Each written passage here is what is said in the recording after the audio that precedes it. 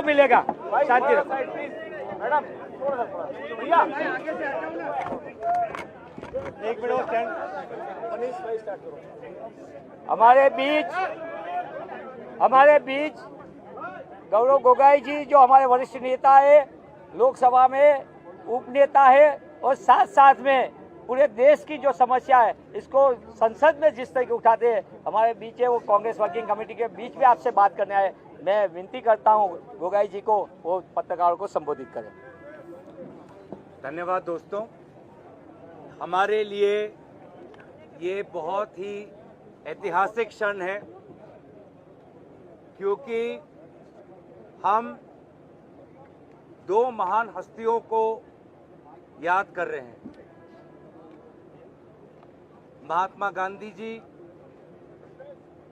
जिनको कांग्रेस दल के अध्यक्षता की जिम्मेवारी लेते हुए 100 वर्ष संपूर्ण हुए, और साथ ही साथ सरदार वल्लभ भाई पटेल जी को हम याद करते हैं, क्योंकि इस वर्ष उनकी 150वीं जन्म जयंती की ये ऐतिहासिक ये वर्ष है। और इन दोनों महान हस्तियों को याद करते हुए उन दोनों में हमारे भारत माता के प्रति जो देशभक्ति थी, उस देशभक्ति को आज हम याद कर रहे हैं। और ये हमारा राष्ट्रवाद है, जिसकी नींव हमारे स्वतंत्रता संग्राम में गांधी जी, सरदार पटेल जी और उनके जैसे विभिन्न कांग्रेस दल के नेतागण और उनके साथ साथ पूरे भारत की आवाम, पूरी भारत की जनता ने दर्शाया, और अंग्रेजों को भारत छोड़ने के लिए एक ऐसा एक शक्तिशाली माहौल बनाया। और हमारी देशभक्ति में, हमारी राष्ट्रवाद में हमारी एकता है, हमारी सद्भावना है, और हमारे संस्कृति के प्रति दायबद्धता है, कर्तव्य है, जिम्मेवारी है।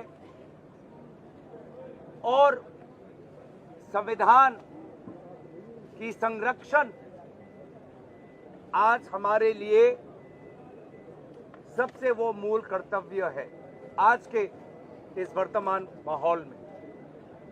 और इसीलिए गुजरात के इस पावन भूमि पर आकर हम गुजरात के लोगों के प्रति अपनी श्रद्धा व्यक्त करते हैं। ये गुजरात देशभक्ति की भूमि है, पवित्र सोमनाथ मंदिर की ये भूमि है।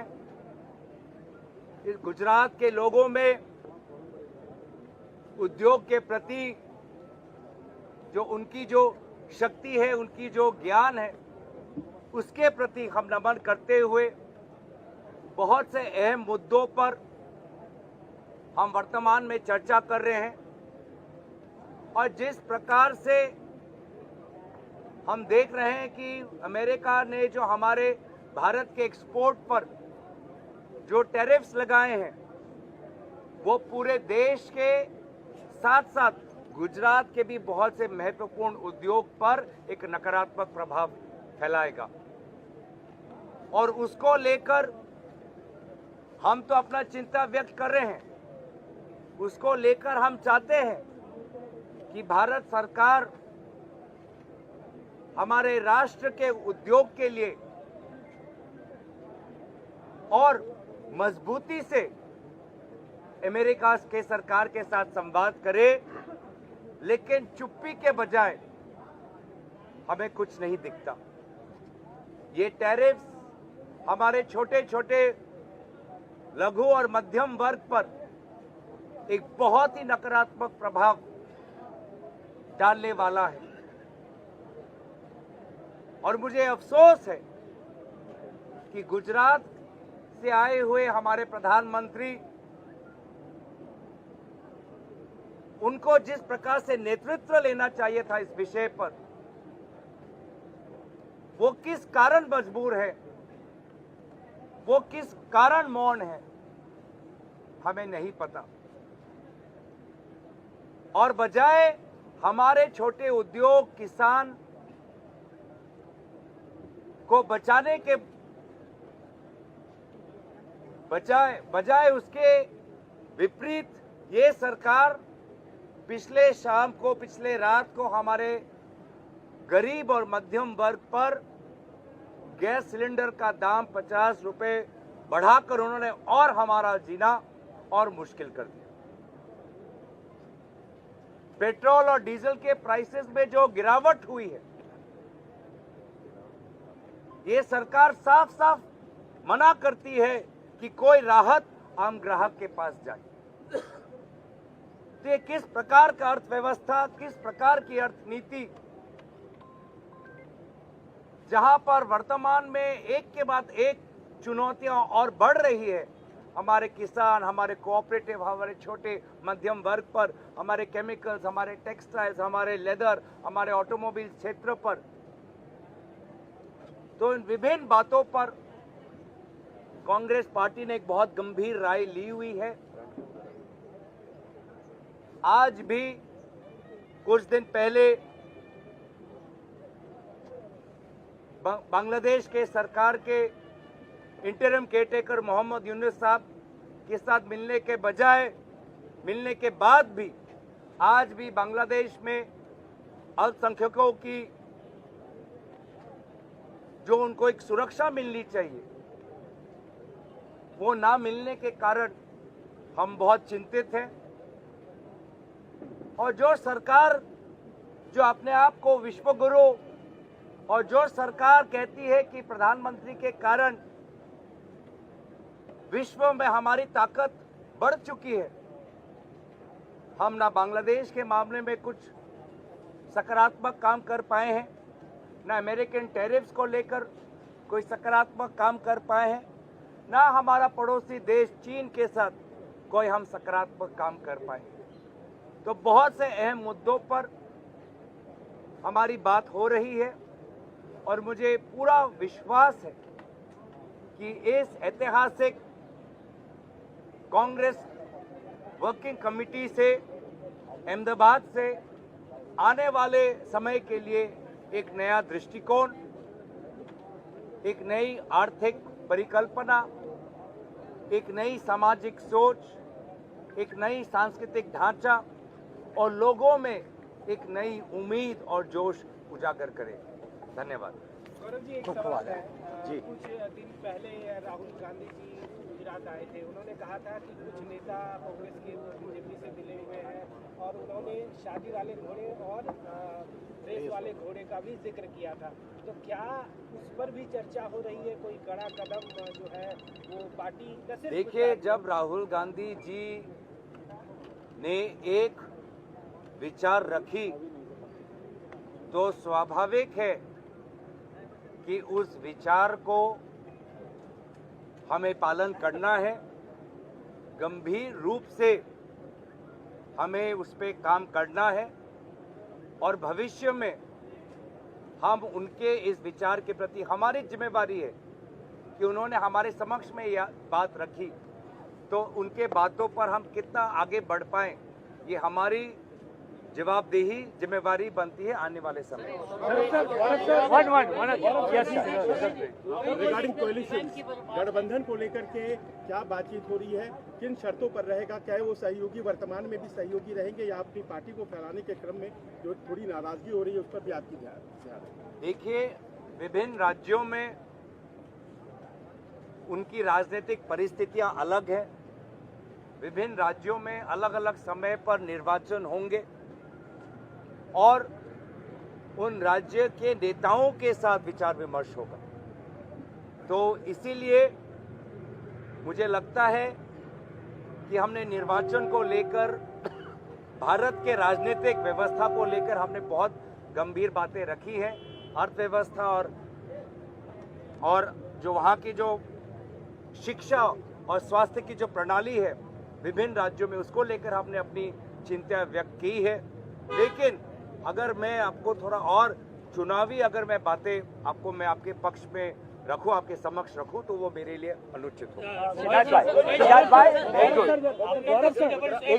सिद्धार्थ भाई, After the CWC meeting, what can do the next step of the Congress? देखिए,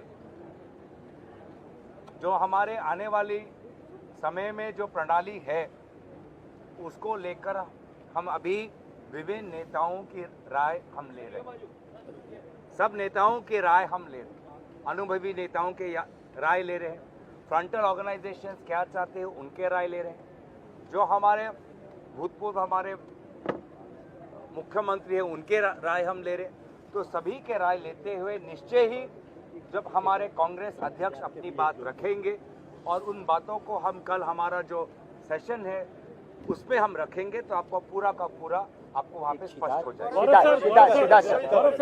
गौरव सर, गोगोई सर, आपका एक मिनट गोपाल ये मेरा सवाल आपसे ये है, हर बार सीडब्ल्यूसी जो होती है उसके बाद रेजोल्यूशन आते हैं, तो आज कोई रेजोल्यूशन, जैसे आपने फॉरेन अफेयर्स फॉरेन पॉलिसी की बात करी, इकोनॉमिक पॉलिसी की बात करी, तो क्या इन दोनों को लेकर कोई रेजोल्यूशन आएगा क्या?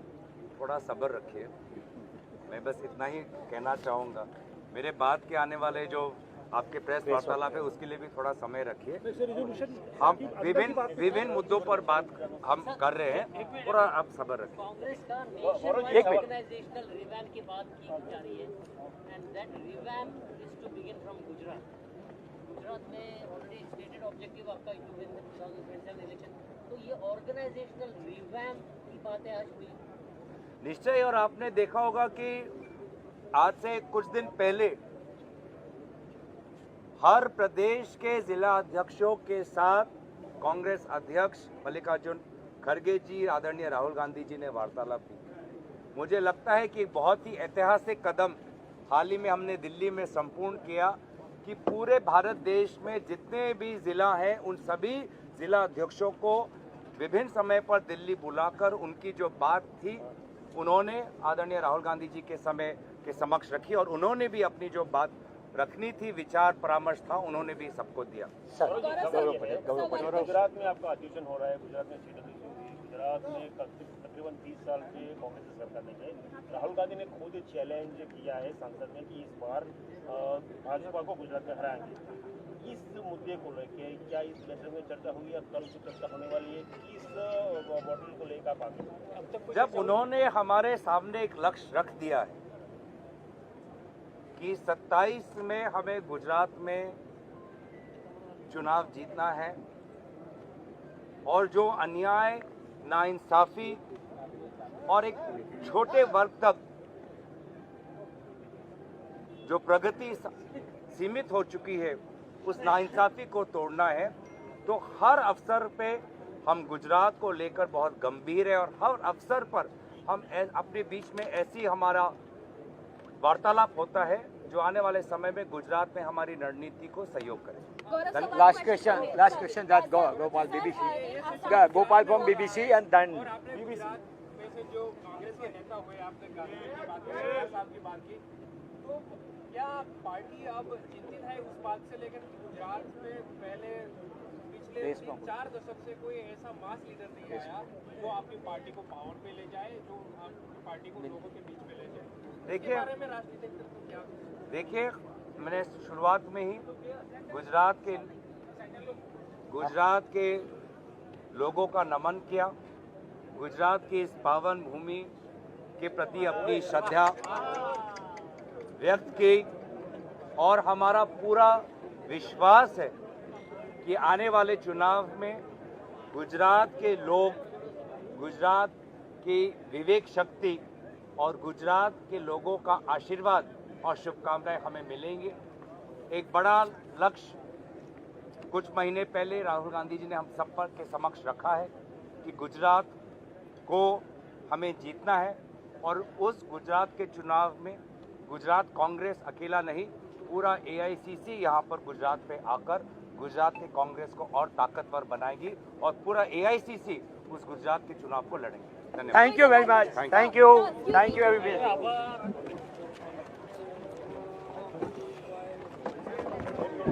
પાછા વ્યાજ જો બધે